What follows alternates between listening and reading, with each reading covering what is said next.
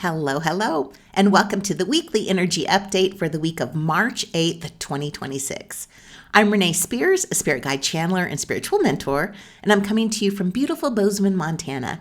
Every Sunday, I share the energy for the week ahead, and I also infuse the show with some positive vibes, so you get a little positive energy boost just for listening. So it seems like every podcast for the past few months, there's been some kind of life-changing event happening, and this week, we finally break that cycle. Last week's lunar eclipse was the exclamation point on all of that change. So from here on out, the energy gets lighter and lighter. It doesn't happen overnight, but each day slowly gets a little easier to move through. So today is daylight saving time, which always symbolically brings more light into our days. And we're just a little over a week away from Aries season and the start of the new astrological year. And by then, eclipse season will be behind us and Mercury retrograde will be wrapping up too. So the last few months have been intense and emotional, and life just kept on shifting and evolving. But we're moving into a different phase now, where we begin integrating all of those changes. So this week, there is a wonderful thing happening on Tuesday the 10th when Jupiter, which has been retrograde since November, goes direct. So when a planet stations, this is when a planet stops and changes direction, its energy becomes extra strong. And usually this extra strong energy lasts for only a few days because then the planet starts moving forward again. But this time, Jupiter is staying in the same place for about 7 weeks.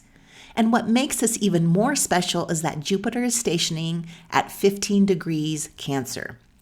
So right now, Jupiter is in Cancer and it loves being there. It feels at home there. And 15 degrees Cancer is Jupiter's exaltation degree, where it's considered strongest of any place in the sky. So when Jupiter stations direct exactly at 15 degrees Cancer, it's like Jupiter is sitting in its most powerful place in the zodiac and pressing pause there. And this is so wonderful because it's happening right after the new Saturn-Neptune cycle in Aries is starting. Like we've talked about Saturn and Neptune starting brand new chapters in Aries before. And Saturn and Neptune are external planets, meaning they affect the collective. And this is a major collective reset. And when these two come together, things can feel confusing because the old structures of our society have to fall apart and dissolve before the new ones form. And Saturn-Neptune cycles are disorienting because reality is shifting. And we see that happening now, like it feels surreal right now, like WTF is happening. And then our friend Jupiter comes along and stops at its most powerful place in the sky to help stabilize all of this. It acts like a spiritual stabilizer and counterbalances the big shifts. Now, Jupiter is absolutely my favorite planet. It's the planet of abundance and growth and wisdom, optimism and luck. And Jupiter rules my life. It sits right at the very top of my astrology chart, and I attribute my wonderful life to Jupiter. Jupiter helps us feel hopeful, inspired, and ready to move forward. And it's been retrograde for the past 4 months during all the major changes we've gone through. And this is one of the main reasons life has felt slower and heavier since November. But now it's time for momentum to return. When Jupiter is retrograde, our growth turns inward. Like we question our path. We reevaluate what success means to us. We rethink our beliefs and how we want to live our lives, where we want to live, where we belong, and really what home means to us. So when Jupiter goes direct this week, we take all the clarity and insights we've had about life over the past few months and start implementing them. And it feels great. We feel lighter and clearer and ready to make decisions and hopeful. And things that have been stalled start moving again. Now, we've talked before about this being a time when we start living more authentic lives. And this whole time while Jupiter was retrograde, we've done so much reflecting on life and ourselves that now we take all those realizations and create a life that fits this new version of us. And it's happening right after the intense eclipse energy. So the lunar eclipse was the exclamation point on all that change we've gone through. It was an emotional reset. And Jupiter going direct starts moving us forward into the new. Now, the first part of the year felt like therapy. And this is when the therapist says, okay, you're good. You've done the work. You're ready. I don't need to see you once a week anymore. Once a month is good now. I love that Jupiter is in Cancer during this crazy ass life-changing year. We're being asked to take a trust fall into the unknown this year. We're going to be starting over, taking risks, and being bold and daring in ways that we might not normally be. And Jupiter in Cancer is so supportive. It gives us the confidence and the inner sense of safety that helps us be brave enough to make all the changes.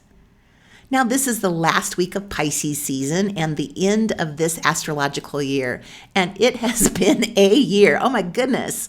So we're wrapping up everything that's happened over the past year for a big, fresh start on the 20th with the start of Aries season. This is very much the in-between chapter before things speed up again when the sun moves into Aries at the spring equinox. But we're definitely not done with all the changes from the eclipses. Eclipses are the cosmic turning points or the course corrections. In the weeks leading up to them, the energy can feel intense and emotional, but the actual shifts and revelations often happen afterward.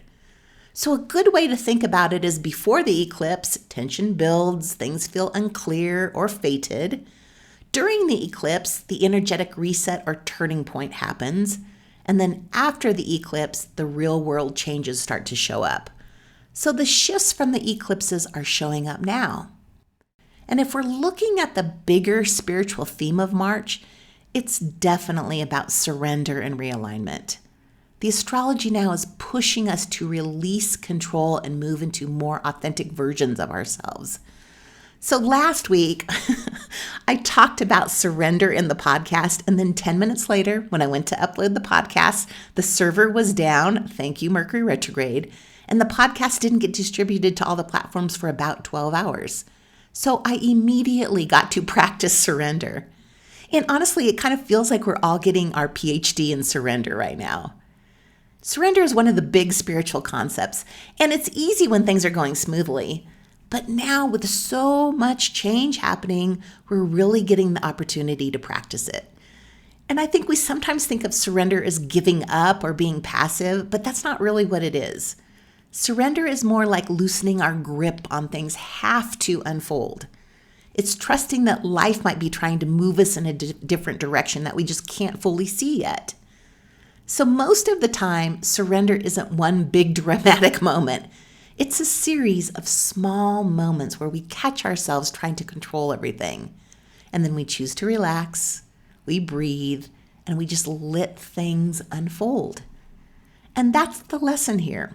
When we try to force life into how we think it should be, we end up exhausted because so much of what's happening right now is just simply out of our control. Instead, our work is to soften a little, surrender, and trust that even if we can't see the bigger picture yet, everything is unfolding for our highest good. Now, this is the last chance to take advantage of my 7th anniversary sale. Monday's the last day of the sale. So right now you can get 2 30-minute or 1 60-minute session for only $77 or a 3-hour package of sessions for only $231. A few people have purchased the 3-hour package to use for one-on-one spiritual business mentoring, which is a perfect way to jumpstart your business. So if you've been thinking about booking a session, this is the perfect time. I would love to connect with you and see what your spirit guides have to say. So there is a link to purchase in the show notes, or you can go to my website, abundology.com. And as always, thank you for listening and passing the podcast on to your friends. Have a great week, everyone. And I will be back next week for another big podcast to talk about the spring equinox and Aries season.